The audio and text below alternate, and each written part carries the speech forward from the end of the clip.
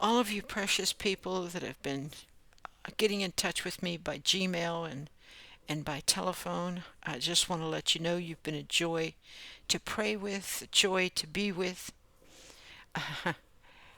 It's like being in church without being in church. It's like being able to really, really help somebody see lives change. God has blessed me so much with that. I am very thankful for the people that I do come in contact with. And many of you are just so kind and so sweet with your comments. Uh, and I will always continue to tell the truth as much as I can. Today, uh, when I was ministering to someone, I was remembering that Jesus Christ said for uh, for the men, the husbands, to love their wives the way Jesus loved his church, and he's head of the church. Well, you know, I believe that Jesus is head of the church in the sense of protection. As long as he is your head, he protects you. The enemy can't touch you. Once you give your life to God, the enemy can't really touch you, but you let him in by believing circumstances, situations, things that happens. You do not believe him enough to overcome what you are being overwhelmed and bombarded with.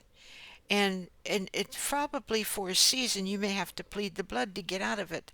But the point is he is head, and that head is a covering and a protection over all of you. And at no time is that head used to punish you, to hurt you, to pull you down, to destroy you, to distract you, to do any of those things to you. Uh, the only way you run into those problems is if you're terribly disobedient. That head is a protection from the enemy himself. Once he sees the blood applied to your life, he knows he is on dangerous territory for daring to touch you. Like I had once said about David, when David faced Goliath, he didn't see a giant. He saw someone who dared to defy the armies of God, someone who dared to stand up and yell and holler that he is going to, and mock and make fun that he can do something that he could not. And you see how easily and with nothing but a stone he killed Goliath. And that our Goliath is so many things that could be against us. And I'm not saying to attack people. I'm not saying to fight people, because your Goliath is not a man. Your Goliath is not a woman. Your Goliath is it may be whatever has happened to you that has been traumatic, whatever things that people use against you, whatever. But never, never, ever give in to hatred, resentment, belief they're going to pay. Because as you wait for someone to pay, you'll pay also. Hatred is a all-consuming thing. It's a feeling that can eat you up alive. Love is all-consuming, and love can cover a multitude of sins. You can look past a person's faults and see their needs the way Jesus did with you.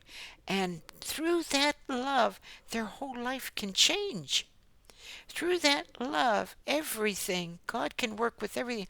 I've seen him do it so many times. And people will say, well, you just don't understand. What I'm going through is awful. Come on.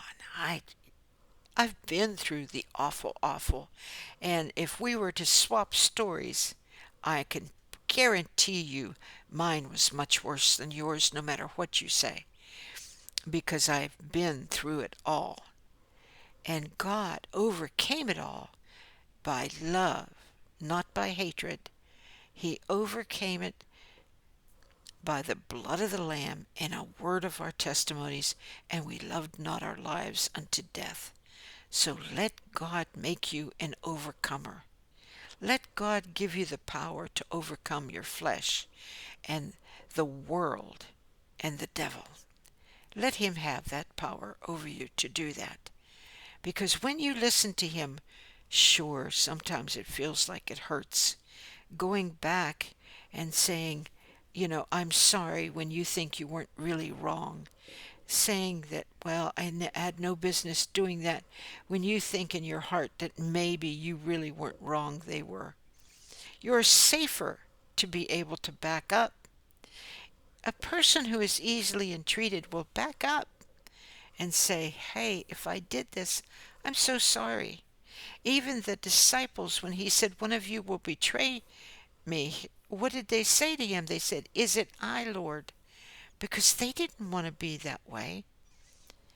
So remember these things and take them to heart of how the love of God reaches far beyond anything that can be said about you, anything that can be done, anything that anyone can do.